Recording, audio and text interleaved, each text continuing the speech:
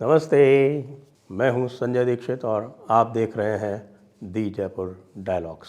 हमारे चैनल को सब्सक्राइब करें, बेल आइकॉन दबावें, वीडियो लाइक करें, शेयर करें और आपण जो हमारा मर्चेंडाइज स्टोर है वहां जाके ये नई तरह की जो आपकी टी शर्ट्स आई हैं, पोलो शर्ट्स, उनके साथ में राउंड नेक और हुडीज़, ये सब वहाँ उपलब्ध हैं। QR स्कैन करें और नहीं तो नीचे का लिंक क्लिक करके वहाँ जाएं और इनको आप ख़रीदें, क्रय कर सकते हैं। एक और चैप्टर अननोन गनमैन पे, लेकिन अननोन गनमैन पे आप जानते हैं मुझे अब लोगों के नाम इत्यादि लेने में कोई बहुत अधिक रुचि नहीं है, क्योंकि ये तो अब रोज़ का काम हो गया है। पहले तो महीने में एक हो रहा था, उसके बाद हफ्ते में एक होने लगा, अब तो दिन के दो हो रहे हैं। लेकिन अब मैं क्यों कह रहा हूँ, अब कल ही वो मोहम्मद मुजम्मिल और नईमुर रहमान 2 मारे गए, एक घायल है LET वाला। उसके पहले वो मौलाना रहीमुल्लाह साहब थे कराची में, वो मारे गए। ये कल वाला जो हुआ मुजम्मिल वाला सियालकोट में हुआ।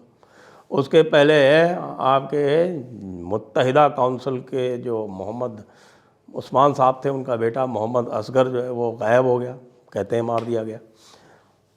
उसके पहले का तो मैं आपको किस्से पता नहीं कितने सुना चुका हूँ, आप भी जानते हैं, चाहे वो दाऊद मलिक हो, शाहिद लतीफ़ हो, और तो और मारे जा रहे हैं। जो आपके 6 लोग जो ऑयल लेके जा रहे थे वो भी मारे गए पाकिस्तान आर्मी के, उनको डेरा इस्माइल खान के साथ पास में PTP ने उड़ा दिया।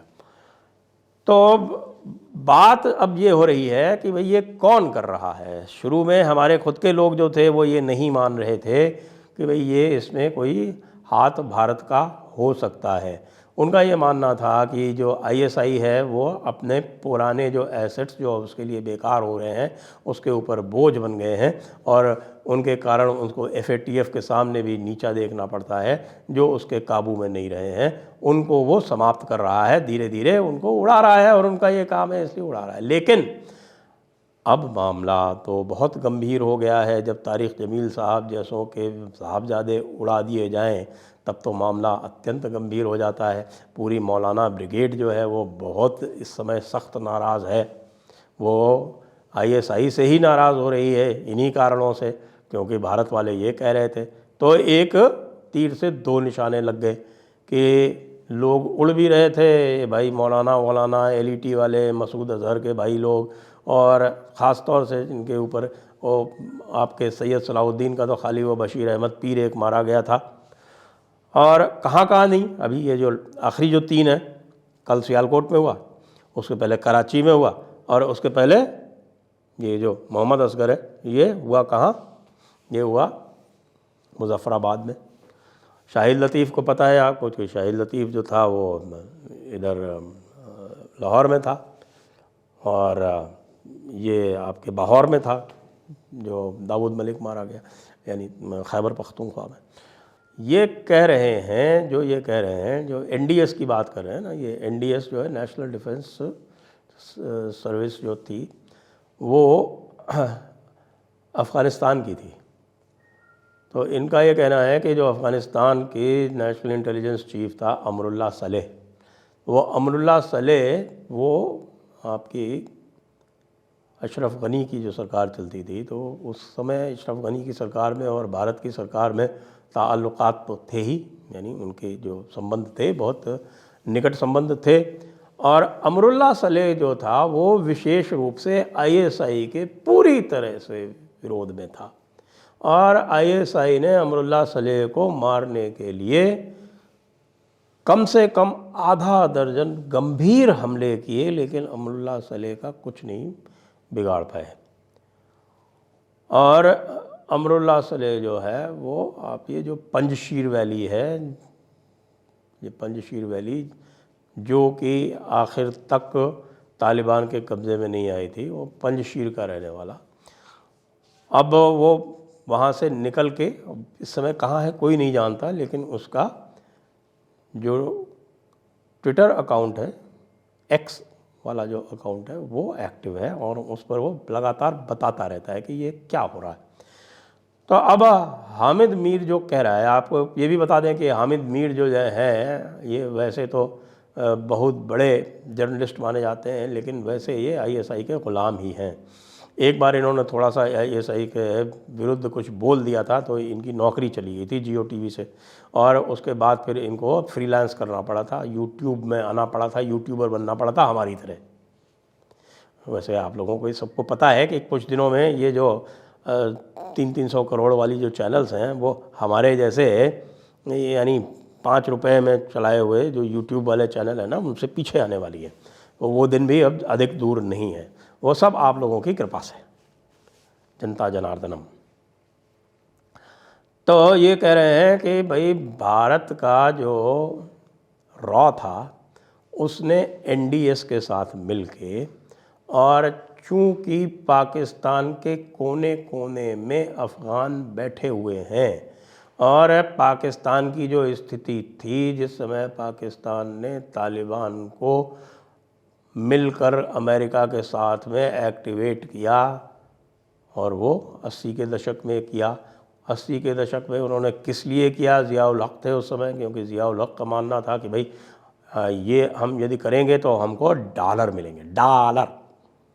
तो डॉलर को आने दो और इनको अफ़गानिस्तान में जाने दो। इसका इन्होंने अकोरा खट्टक नामक एक स्थान है, यदि आपको थोड़ा बहुत भी भूगोल का, पाकिस्तान के भूगोल का कोई आइडिया हो तो आप जानेंगे कि जैसे ही आप अटक के पास में आप सिंधु नदी को क्रॉस करके और खैबर पख्तूनख्वा में दाखिल होते हैं, उसमें आप खैबर पख्तूनख्वा में पहुंचते हैं, तो वहाँ से आप थोड़ी देर चलेंगे तो करीब 40 किलोमीटर पे यह अकोरा खट्टक नाम का स्थान आता है। इसमें है एक मदरसा हक्कानिया। अब ये जो मदरसा हक्कानिया है ये देवबंद की कॉपी है, क्योंकि जो देवबंद के मौलाना थे वो पाकिस्तान गए थे, उन्होंने जाके अकोरा खट्टक में ये मदरसा हक्कानिया, हक्कानी थे वो, हक्कानी आपको पता है कि खैबर पख्तूनख्वा की एक बड़ी ट्राइब है। तो ये हक्कानी वैसे सूफ़ी होते हैं, ये भी आपको जान के आप सोचते होंगे ना कि ये साहब इतना क़त्ल व गारत कैसे करते हैं, तो आप बता दूं ये हक्कानी जो है ये सूफ़ियों का एक सिलसिला भी है। कुछ लोग तो इसको नक्शबंदियों से निकला हुआ मानते हैं।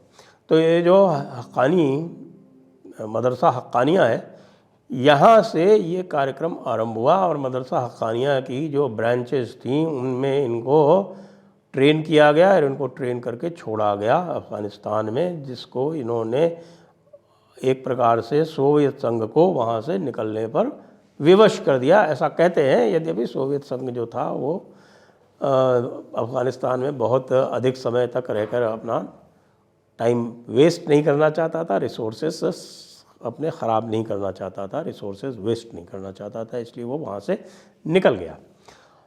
कई लोग ये कहते हैं कि साहब कि ये कारण था जिसके कारण सोवियत संघ का विघटन हुआ, लेकिन ये बेकार की बात है, क्योंकि सोवियत संघ का विघटन जो है वो गोरबाचेव की मूर्खताओं के कारण हुआ। और अब ये कह रहे हैं कि इन्होंने ये कार्यक्रम जब किया तो वहाँ से जो अफ़गान थे वो सब उसी समय से यहाँ आना आरंभ हो गए थे, और बाद में जब इन्होंने शरण दे दी किसको, ओसामा बिन लादेन को, तो जब 9/11 हुआ और अमेरिका ने इनके ऊपर प्रहार किया तो ये वहाँ से फिर दूसरा वेव ऑफ माइग्रेशन आया। तो इस समय स्थिति ये है कि कराची की लगभग 1,60 लाख की जो आबादी है उसमें से 40-45 लाख जो है वहाँ पठान है, कराची में अकेले।